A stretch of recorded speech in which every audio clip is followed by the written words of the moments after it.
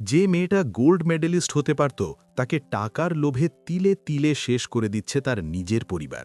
একদিকে জ্বরে অচৈতন্য লাজু, অন্যদিকে বনলতার নোংরা চাল। অনুভব কি পারবে ঠিক সময়ে লাজুকে উদ্ধার করে পরীক্ষার হলে নিয়ে যেতে? আজকের পর্বে থাকছে এক রোমহর্ষক মোড়। গল্পের শুরুতেই দেখা যায় অনুভব বাড়িতে ফিরেছে। এর আগেই বনলতা ফোন করে তাকে বলেছিল তার শরীর ভালো নেই, কিন্তু পরে বোঝা যায় সেটা ছিল নিছক একটা অজুহাত।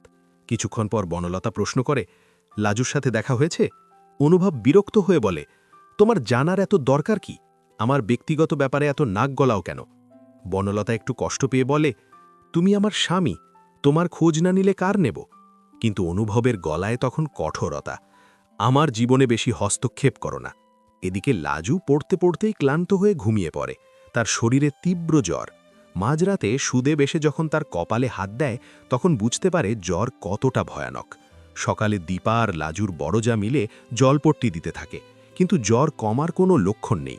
সুদেব সিদ্ধান্ত নেয় ডাক্তার ডাকার, কিন্তু কমলা সোজাসুজি জানিয়ে দেয় এই বাড়িতে কোনো ডাক্তার আসবে না, যার যা হওয়ার হোক। এই কথা শুনে সুদেব প্রতিবাদ করে, ও আমার বউ, আমি ওকে এভাবে ছেড়ে যেতে পারি না। কিন্তু মায়ের মন গলে না। ঠিক তখনই বনলতার ফোন। সে জানতে চায় ঘর ভাড়া জোগাড় হয়েছে কিনা। সুদেব জানায় এখনও কিছু হয়নি, তার উপর লাজুর শরীর খুব খারাপ। বনলতা ঠান্ডা গলায় বলে, ডাক্তার দেখাও। আর একটা কথা, ওকে আর আমাদের বাড়িতে পাঠাবে না। তার কথায় স্পষ্ট বিরক্তি, আর কোথাও যেন লুকিয়ে আছে সন্দেহ। এই অবস্থায় সুদেব ভীষণ দুশ্চিন্তায় পড়ে যায়। কিভাবে লাজুকে বাঁচাবে, কিভাবে সব সামলাবে? খেতে বসে সে বাবাকে জানায়, আমি লাজুকে নিয়ে কলকাতায় আলাদা থাকব। এ কথা শুনে হারান রেগে আগুন।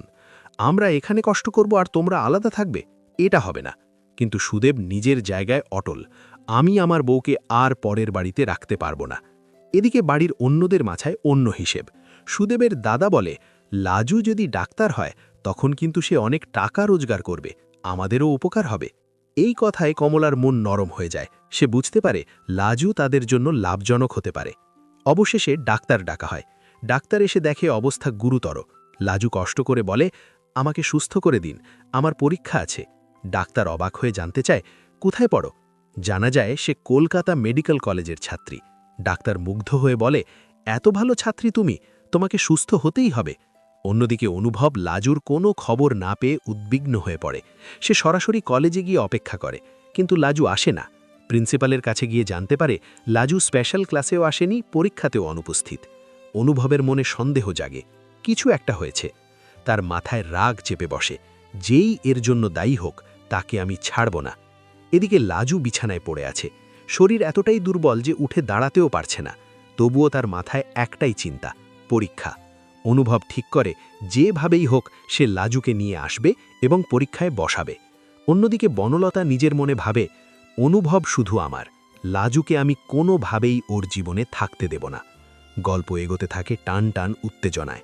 একদিকে অসুস্থ লাজুর লড়াই, অন্যদিকে অনুভবের জেদ আর বনলতার ঈর্ষা।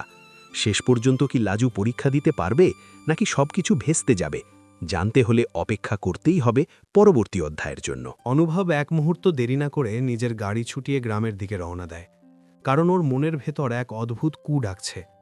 ওর মনে হচ্ছে লাজু কোনো বড় বিপদে পড়েছে, না হলে অন্তত পরীক্ষার দিনও উপস্থিত হবে না, এটা ভাবাই যায় না। এদিকে লাজু বিছানায় শুয়ে যন্ত্রণায় ছটপট করছে। ওর শরীরের তাপমাত্রা কিছুতেই কমছে না।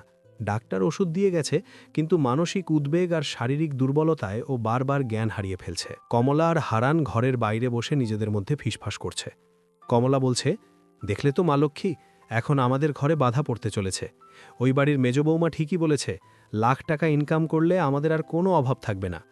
কিন্তু হারান একটু চিন্তিত হয়ে বলে, কিন্তু ও যদি অসুস্থ হয়ে পড়ে থাকে তবে পরীক্ষা দেবে কি করে? আর পরীক্ষা না দিলে তো ডাক্তার হতে পারবে না। সুদেব ঘরের কোণে বসে লাজুর মাথায় জলপট্টি দিচ্ছে আর কাঁদছে। ও নিজেকে খুব অপরাধী মনে করছে, কারণ ও জানে ওর মা আর বাবা এই মেয়েটার উপর কতটা মানসিক চাপ তৈরি করেছে। ঠিক সেই সময় বাড়ির সামনে একটা চড়া ব্রেক কষার শব্দ পাওয়া যায়। অনুভবের গাড়ি এসে থামে। হারান আর কমলা অবাক হয়ে বাইরে বেরিয়ে আসে। দেখে অনুভব অগ্নিশর্মা হয়ে গাড়ি থেকে নামছে। অনুভব এসেই চিৎকার করে বলে, লাজু কোথায়? আপনারা ওর সাথে কি করেছেন? আমি জানি আপনারা ওকে আটকে রেখেছেন। বনলতা আমায় সব বলেছে। ওর পরীক্ষা আজ, আর আপনারা ওকে অসুস্থ অবস্থায় এখানে ফেলে রেখেছেন।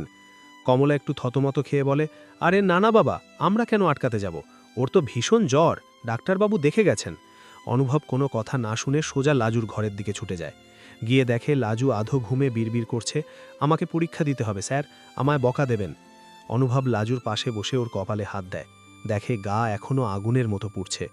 অনুভব সুদেবকে বলে, আপনি এখনও এখানে বসে আছেন? ওর আজ কেরিয়ারের সবথেকে বড় দিন, আর আপনি ওকে এই অবস্থায় ফেলে রেখেছেন। সুদেব কাঁদো কাঁদো গলায় বলে, আমি কি করব অনুভব বাবু, মা তো বেরোতেই দিচ্ছে না। অনুভব চিৎকার করে বলে, কারোর অনুমতি লাগবে না, আমি ওকে নিয়ে যাচ্ছি, এক্ষুনি মেডিকেল কলেজে নিয়ে যাব। সেখানে আমাদের চেনা ডাক্তাররা আছে, আর ওর পরীক্ষার ব্যবস্থাও আমি করব। হারান বাধা দিতে এলে অনুভব আঙুল উঁচিয়ে সাবধান করে দেয়, বলে, মাঝপথে কেউ আসবেন না, মনে রাখবেন।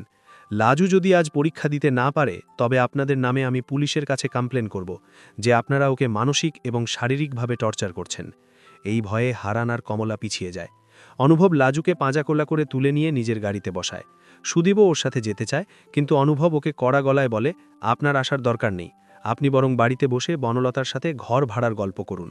অনুভব গাড়ি স্টার্ট দেয় আর লাজুকে পেছনের সিটে শুইয়ে দিয়ে দ্রুত গতিতে কলকাতার দিকে রওনা হয়। লাজু মাঝে মধ্যে চোখ মেলছে আর অস্পষ্ট স্বরে বলছে, অনুভবদা, আমি কি পরীক্ষা দিতে পারবো? অনুভব ওর হাত শক্ত করে ধরে বলে, তুমি নিশ্চয়ই পারবে, আমি আছি তো, আমি তোমাকে সেন্টারে পৌঁছে দেবই। রাস্তায় যেতে যেতে অনুভব প্রিন্সিপাল ম্যামকে ফোন করে সবটা জানায় আর বলে, ম্যাম, লাজবন্তী খুব অসুস্থ, আমি ওকে নিয়ে আসছি, ওর জন্য কি একটু স্পেশাল অ্যারেঞ্জমেন্ট করা যায়? ম্যাম অনুভবের জেদ আর লাজুর প্রতি ওর দায়িত্ব দেখে রাজি হয়ে যান। এদিকে বনলতা বাড়িতে বসে ছটপট করছে। ও বুঝতে পেরেছে অনুভব নিশ্চয়ই লাজুর কাছে গেছে। ও বারবার অনুভবকে ফোন করছে, কিন্তু অনুভব ফোন ধরছে না। বনলতার আগে ঘর ভাঙচুর করতে থাকে আর ভাবে, লাজু যদি আজ পরীক্ষায় পাশ করে যাস, তবে অনুভবের চোখে তুই আরও বড় হয়ে যাবি, সেটা আমি হতে দেব না। ও গুন্ডা ভাড়া করার কথা ভাবে, যাতে মাঝপথে গাড়ি আটকে রাজুকে দেরি করিয়ে দেওয়া যায়। কিন্তু অনুভব ততক্ষণে শহরের কাছাকাছি পৌঁছে গেছে। গাড়ির এসির হাওয়ায় লাজুর জ্বর কিছুটা নিয়ন্ত্রণে আসে। ও উঠে বসে বলে, অনুভবদা, আপনি আমার জন্য এত করছেন কেন? অনুভব আয়নায় লাজুর দিকে তাকিয়ে একটু হেসে বলে, কারণ আমি জানি তোমার স্বপ্নটা কতটা দামি। লাজু, এই সমাজ আর তোমার শ্বশুরবাড়ির লোক তোমাকে শুধু টাকার মেশিন ভাবে, কিন্তু আমি তোমাকে একজন সফল মানুষ হিসেবে দেখতে চাই। অনুভব লাজুকে নিয়ে সোজা মেডিকেল কলেজের গেটে পৌঁছায়। সেখানে স্ট্রেচার নিয়ে কর্মীরা দাঁড়িয়েছিল, কারণ প্রিন্সিপাল ম্যাম আগেই নির্দেশ দিয়েছিলেন লাজুকে সরাসরি সিক বেডে নিয়ে যাওয়া হয়, যেখানে ও শুয়ে পরীক্ষা দিতে পারবে। অনুভব বাইরে করিডোরে পায়চারা করছে, ওর বুক ঢিপ ঢিপ করছে।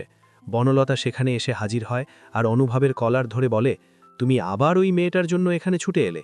তুমি ভুলে যাচ্ছ আমি তোমার স্ত্রী? অনুভব বনলতার হাত ঝটকিয়ে সরিয়ে দিয়ে বলে, স্ত্রী হওয়ার যোগ্যতা আগে অর্জন করো। বনলতা, যে মেয়েটা নিজের জীবন বাজি রেখে পরীক্ষা দিতে লড়ছে, তার পাশে না দাঁড়িয়ে তুমি এখানে নোংরামি করতে এসেছ। আজ যদি লাজু সাকসেসফুল হয়, তবে সেটা হবে তোমার মতো নীচ মনস্ক মানুষের গালে একটা বড় চড়। বনলতা অবাক হয়ে দেখে অনুভবের চোখে লাজুর প্রতি এক গভীর শ্রদ্ধা আর ভালোবাসা, যা ও কোনোদিন নিজের জন্য পায়নি। পরীক্ষার হল থেকে ঘণ্টা পরে লাজু ধীরে ধীরে বেরিয়ে আসে, ওর ফ্যাকাশে মুখে এক চিলতে হাসি। অনুভব দৌড়ে গিয়ে ওকে ধরে। লাজু বলে, আমি সব প্রশ্নের উত্তর দিয়েছি অনুভবদা, আমি পারবো তো?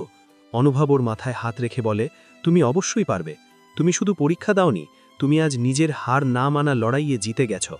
বনলতা দূরে দাঁড়িয়ে এই দৃশ্য দেখে রাগে জ্বলতে থাকে, কিন্তু ও বুঝে যায় অনুভবের মন থেকে লাজুকে মোছা অসম্ভব।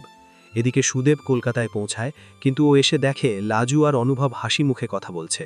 সুদেব মাঝখানে দাঁড়ানোর সাহস পায় না, কারণ ও জানে ও ওর স্ত্রীকে রক্ষা করতে ব্যর্থ হয়েছে। অনুভব লাজুকে বলে, চলো, আজ থেকে তুমি আর ওই নরকে ফিরবে না, আমি তোমার হোস্টেলের ব্যবস্থা করছি, আর তোমার পড়ার দায়িত্ব সম্পূর্ণ আমার। বনলতা চিৎকার করে ওঠে, কিন্তু অনুভব ওকে উপেক্ষা করে লাজুকে নিয়ে সামনের দিকে এগিয়ে যায়, এক নতুন ভোরের আশায়, যেখানে লাজু আর কারো দয়ার পাত্রী নয়, বরং নিজের পরিচয়ে পরিচিত হবে। আপনার কি মনে হয়, সুদেব কি সত্যিই লাজুকে ভালোবাসে, নাকি সেও তার মায়ের মতো টাকার লোভী? কমেন্টে আপনার মতামত জানান।